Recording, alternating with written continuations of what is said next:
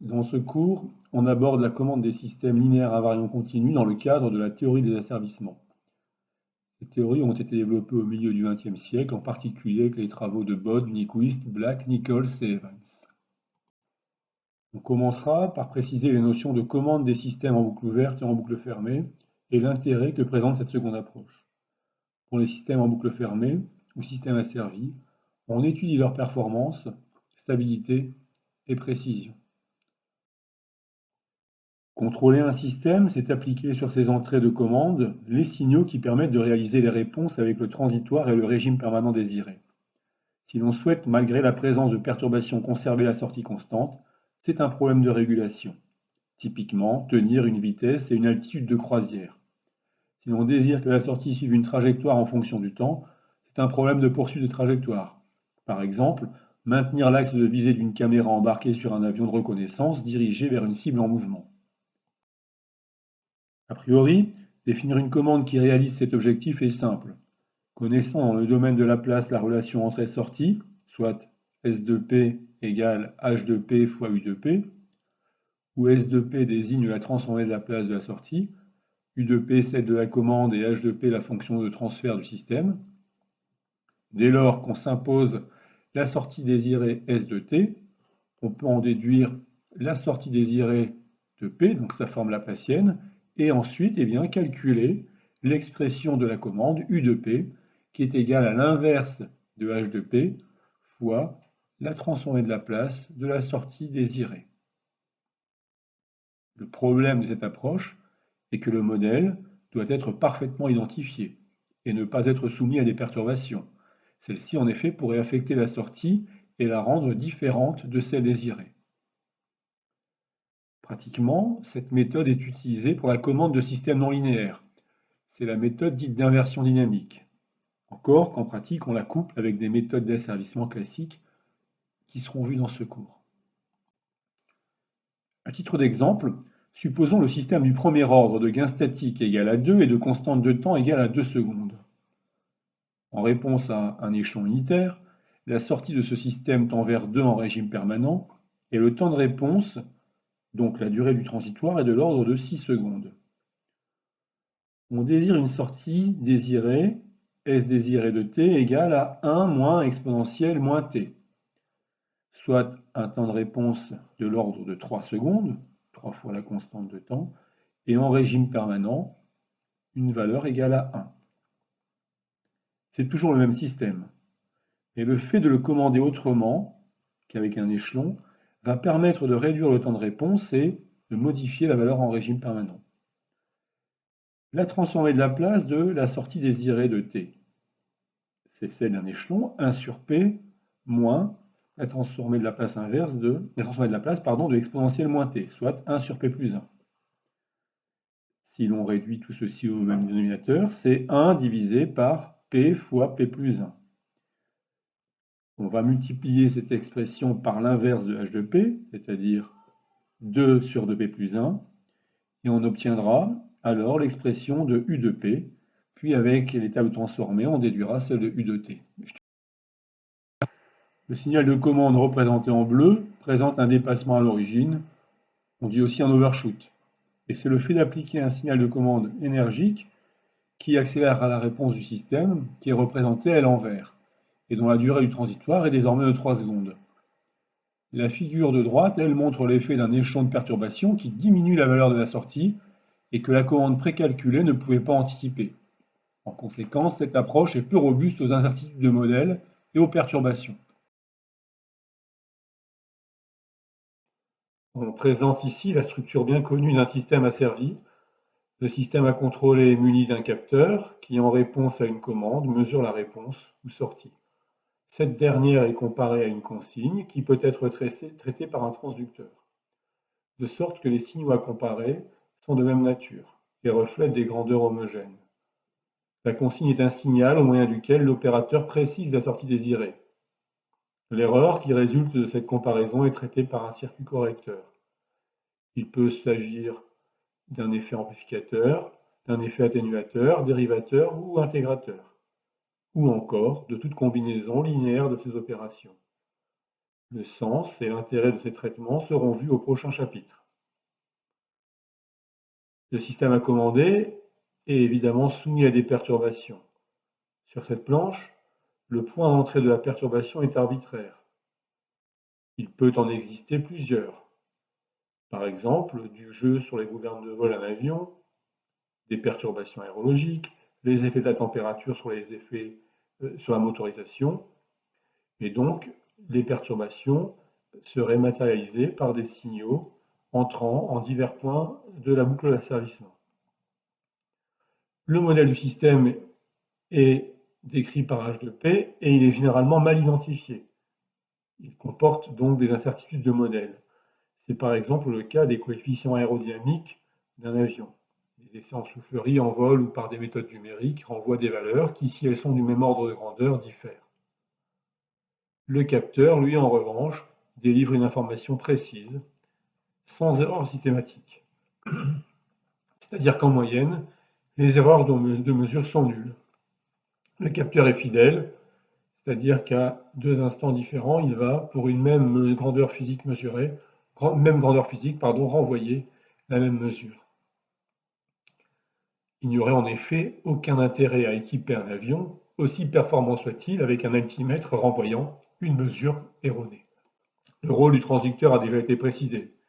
Sur certains schémas, on l'appelle préfiltre, et son réglage peut permettre de fixer le gain statique entre la consigne et la sortie. Pratiquement, le système, le capteur et les modèles correspondants sont donnés. De même, on donne, dans un cahier des charges, les performances à atteindre, tant d'un point de vue statique que dynamique. Qu'il s'agisse du comportement de la sortie vis-à-vis de la consigne ou de celui de la sortie vis-à-vis de la perturbation.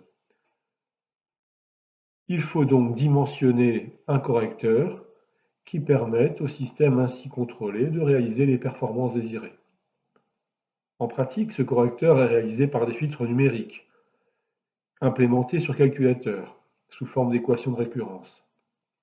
Toutefois, dans ce cours, les correcteurs qui seront étudiés le seront et seront dimensionnés sous forme analogique, donc décrits par des fonctions de transfert laplacienne.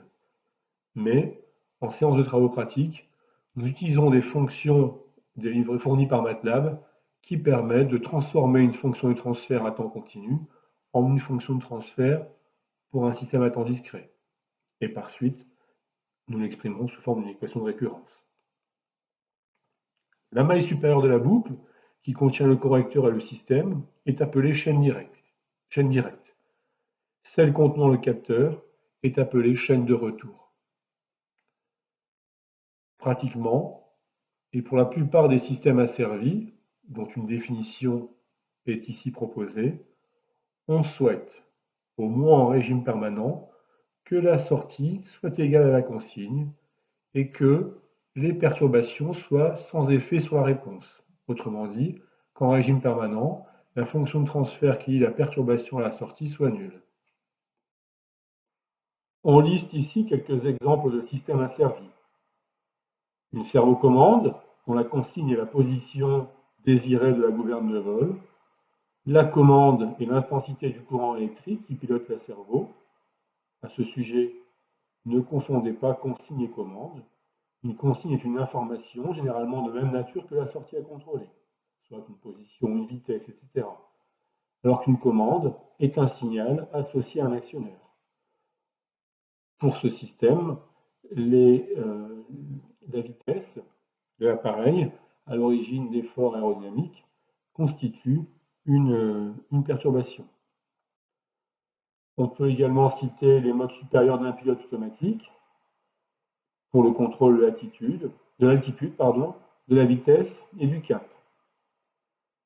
La boucle à variage de phase, étudiée en travaux pratiques de technique numérique, ce système permet par exemple d'accorder l'oscillateur d'un récepteur avec celui d'un émetteur mobile et de s'affranchir ainsi de l'effet Doppler. Enfin, la boucle ODA pour orientation, observation, décision et action, un concept développé par le colonel Boyd de l'USAFA pour décrire le cycle de l'information dans les opérations militaires. Cette planche montre l'asservissement de l'angle de gîte d'un avion. Elle est constituée d'une boucle, dite boucle interne, qui permet l'asservissement de la servocommande qui contrôle les ailerons. Cette position des ailerons, notée ΔL, est asservie elle-même à une consigne de position nommée ΔLC. Ici, les perturbations, donc les efforts aérodynamiques, ne sont pas représentés, mais ils auraient pour effet de modifier à la sortie la position de la gouverne de vol. La gouverne entraînée par la servocommande agit sur la cellule de l'avion et fait varier l'angle de gîte. L'angle de gîte est mesuré par un gyroscope et cette mesure est comparée à une consigne de gîte. Alors, cette consigne de gîte peut être fournie par le pilote ou fournie elle-même par un mode supérieur du pilote automatique. L'erreur qui résulte, qui est une erreur sur l'angle de gîte, est traitée par un correcteur qui, à sa sortie, délivre l'angle de braquage de consigne à appliquer aux ailerons. On pourrait donc imaginer une troisième boucle d'asservissement externe à ces deux boucles, dont l'entrée serait le cap de consigne défini par le pilote. Ce cap de consigne serait comparé au cap mesuré par un compas, et l'erreur de cap résultante serait traitée par un correcteur qui, lui, délivrerait la consigne d'angle de gîte de l'avion. La boucle ODA. Les orientations prises par le politique sont appréciées à l'aune des observations conduites par des moyens tels que des drones, des hommes du COS, des avions d'observation, des satellites. L'intérêt étant d'avoir un système de capteurs qui couvre tout le spectre, c'est-à-dire les phénomènes qui varient rapidement, moyennement vite et lentement. Le commandement prend des décisions, c'est la commande pour un système asservi, qui sont communiquées aux forces et se traduisent par des actions. Actions auxquelles s'oppose l'ennemi, ce sont les perturbations. On va maintenant se doter d'outils pour étudier les performances des systèmes asservis, notamment en termes de stabilité et de précision. On verra ensuite comment synthétiser des correcteurs qui permettent d'accroître ces performances. On rappelle ici la structure d'un système asservi et on a associé à chaque élément une fonction de transfert, soit C de P pour le correcteur, H de P pour le système à contrôler et M de P pour le capteur. On définit ce que l'on appelle la fonction de transfert en boucle ouverte, notée FTBO. C'est une fonction de transfert qui ne correspond pas à l'utilisation qu'on fera du système, mais qui va permettre d'étudier ses performances quand la boucle est fermée. Ici, en l'absence de perturbation, la sortie mesurée, quand la boucle est ouverte, est égale au produit des fonctions de transfert de C de P par H de P par M de P, fois l'entrée de consigne E de P. Le produit C de P, H de P, M de P est appelé fonction de transfert en boucle ouverte ou FTBO. Nous verrons ultérieurement qu'elle permet de décrire les propriétés dynamiques et statiques du système en boucle fermée sans avoir à fermer la boucle. La fonction de transfert en boucle fermée notée FTBF relie la consigne à la sortie à contrôler en l'absence de perturbation. Elle a pour expression C de P fois H de P divisé par 1 plus C de P fois H de P fois M de P. Cette relation est à connaître. Vous observez qu'au dénominateur apparaît la fonction de transfert en boucle ouverte FTBO de P. Ce calcul s'établit comme suit. Partant de la sortie S de P, on remonte jusqu'à l'entrée E de P. La perturbation B de P valant 0. On a donc S de P égale H de P fois U de P égale H de P fois C de P fois epsilon de P. Or, epsilon de P est égal à l'entrée de consigne E de P moins la sortie mesurée S indice M de P. En remplaçant S indice M de P par le produit de M de P par S de P, on obtient, après mise en forme, l'expression de la fonction de transfert en boucle fermée.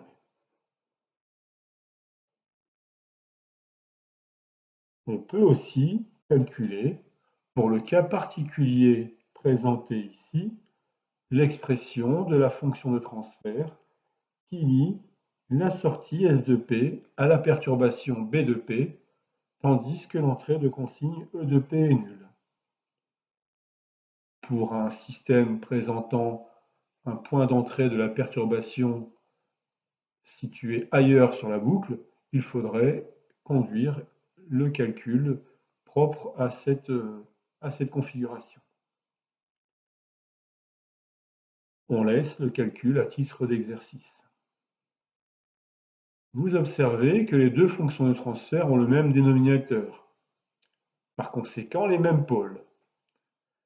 En conséquence, le comportement du système en régime dynamique est le même vis-à-vis de la consigne et vis-à-vis de la perturbation. Pratiquement, les capteurs ont des fonctions de transfert pour la plupart modélisées par des gains statiques constants, notés M, voire des fonctions de transfert du premier ordre, mais on utilise les capteurs dans leur bande passante. Si le choix du correcteur garantit que le gain statique de l'ensemble correcteur-système est très grand, alors vous observez que la fonction de transfert en boucle fermée, C fois H divisé par 1 plus C fois H fois M, présentée sur la slide précédente, a un gain qui tend vers 1 sur M. Autrement dit, elle ne dépend que du capteur. De là la nécessité de choisir un capteur qui soit précis et fidèle. Cette propriété est particulièrement intéressante car elle permet de standardiser des équipements qui présentent entre eux des disparités en termes de comportement importantes. On l'a dit, les systèmes ont des fonctions de transfert mal identifiées, ils sont soumis à des perturbations. Le fait de les asservir sur un capteur dont on connaît finement la fonction de transfert fera que la relation entrée-sortie sera indépendante du système à contrôler. D'autre part, si l'on considère, du fait d'incertitudes, une variation du modèle du système, ΔH, le delta de FTBO consécutif à une variation ΔH du modèle du système sera très grand devant celui du delta de FTBF consécutif à un même ΔH, sous réserve que le produit C fois H fois M soit grand devant 1. Autrement dit, le système asservi a une fonction de transfert en boucle fermée qui est beaucoup plus robuste aux variations du système qu'il ne l'aurait été en boucle ouverte. On peut dire que l'asservissement gomme les incertitudes qui existent quant à la mauvaise connaissance que l'on a du système. Enfin, dans le cas où le capteur a une fonction de transfert M qui est bornée, et c'est généralement le cas, dans beaucoup de problèmes, nous la choisirons égale à 1, si on fait le choix pour le correcteur C de P d'avoir un gain statique très grand, soit un C de 0 très grand devant 1, alors la fonction de transfert établie sur la planche précédente, qui lie la perturbation B de P à S de P en régime permanent, lorsque P tend vers 0, cette fonction de transfert tend elle-même vers 0, ce qui signifie que la perturbation n'a pas d'effet en régime permanent sur la sortie. Donc on dit que le système rejette la perturbation.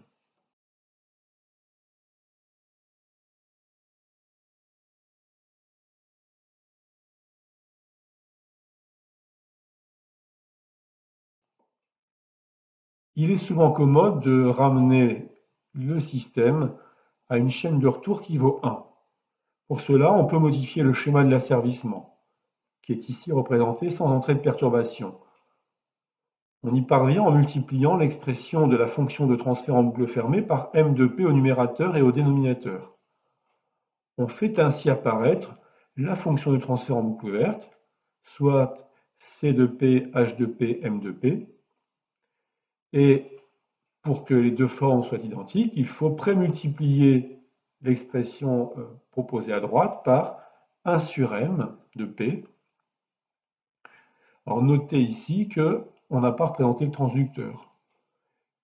Dans de nombreux cas, on s'arrange pour que le transducteur ait une fonction de transfert elle-même égale à m, de sorte que le produit de m par 1 sur m soit égal à 1, et qu'en amont du soustracteur, on ait simplement directement la consigne.